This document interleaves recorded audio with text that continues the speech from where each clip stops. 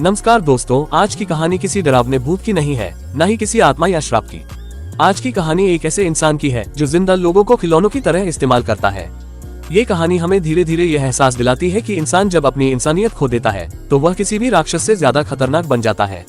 कहानी की शुरुआत होती से घायल है, उसके कपड़ों पर खून लगा हुआ है, उसके बाल बिखरे हुए हैं। वह बार बार पीछे मुड़कर देख रही है जैसे कोई उसका पीछा कर रहा हो। उसकी सांसें तेज हैं, डर उसकी आंखों से साफ झलक रहा है। वह भाग रही है लेकिन उसके कदम लड़खड़ा रहे हैं। ऐसा लग रहा है ना गुस्सा, ना दया, ना पछतावा।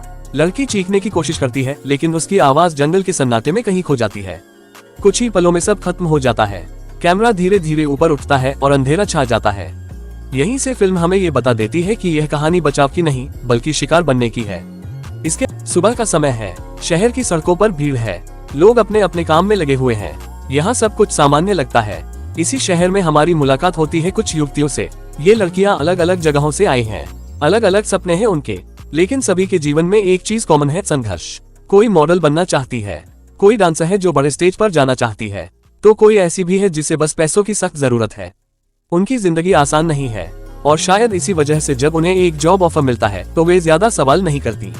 काम आसान बताया गया है, पैसे अच्छे बताए गए हैं और जगह थोड़ी अलग जरूर है लेकिन सिक्योर बताई जाती है।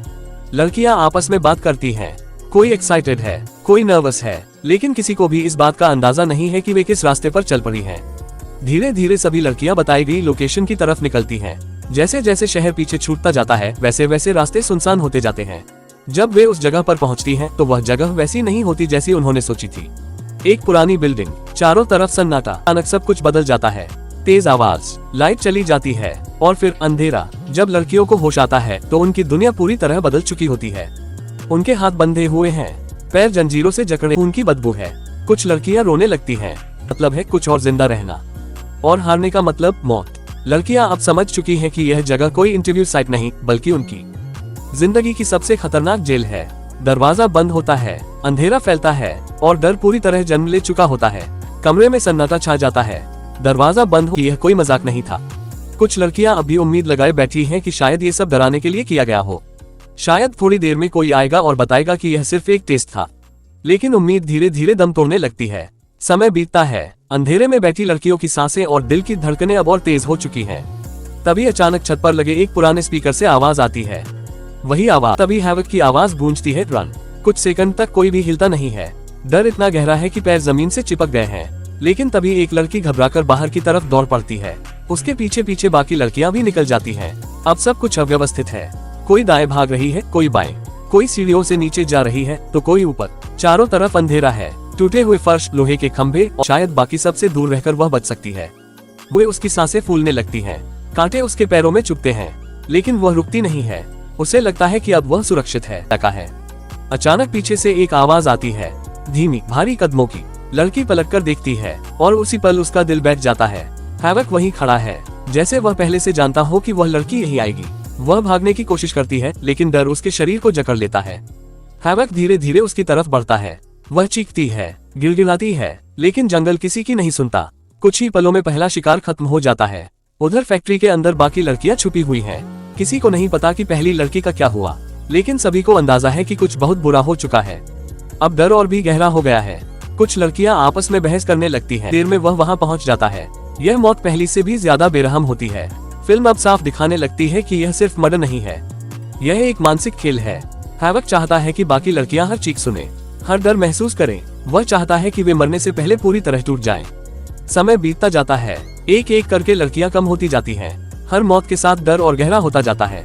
अब सिर्फ कुछ ही लड़कियां बची हैं। उनमें से एक धीरे धीरे समझने लगती है कि हैवक सिर्फ ताकत से नहीं बल्कि दिमाग से भी खेल रहा है। वह नोटिस करती है कि हैवक हर जगह एक साथ ज्यादा गुस्सा है।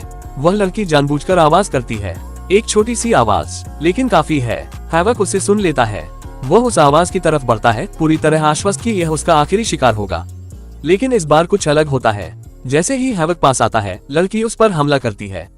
पहली बार हैवक पीछे हटता है, वह घायल होता है। ये पल बहुत छोटा है लेकिन बहुत अहम है, क्योंकि इसी पल हैवक को एहसास होता है कि यह खेल पूरी तरह उसके कंट्रोल में नहीं रहा। गुस्से में वह और बेरहम हो जाता है। दूसरी लड़की डर के मारे भागने लगती है, लेकिन कुछ ही देर में वह पकड़ ली जाती है। अब सच में सिर्फ एक लड़की बचती है। अकेली, घायल, थकी हुई, लेकिन जिंदा। वह फैक्ट्री के सबसे पुराने हिस्से में पहुंच जाती है। वहाँ मशीनें पड़ी हैं, लोहे के भारी सामान, टूटे फूटे औजार। वो समझ जाती है कि अगर उसे लड़ना है तो यही जगह है। हैवक उसकी तरफ बढ़ रहा है। उसके कदमों की आवाज और तेज होती जा रही है। लड़की अपने हाथों को कसती है, दर्द से कराहती है, लेकिन पीछे नहीं हटती। जब हैवक सामने आता है तो पहली बार वह रुकता है। फैक्ट्री के उस पुराने हिस्से में हवा तक थमी हुई लगती है। दोनों के बीच कुछ ही कदमों की दूरी है। लोहे की मशीनें, जंग लगे औजार और जमीन पर फैला खून इस जगह को और भी डरावना बना रहा है। लड़की की सांसें भारी हैं। उसके शरीर में दर्द है, लेकिन उसकी आंखों में अब डर नहीं है। वहाँ सिर्फ एक ही चीज बची है, जिंदा रहने की जिद। हैवक हुआ है। वह आगे बढ़ता है। लड़की पीछे नहीं हटती। वह जानती है कि अगर वह एक कदम भी पीछे हटी तो सब खत्म हो जाएगा। दोनों टकराते हैं। लोहे की आवाज गूंजती है, हड्डियों से टकराने की आवाज, दर्द की आवाज। हैवक ताकतवर है। उसका हर बार जान लेने के इरादे से होता है।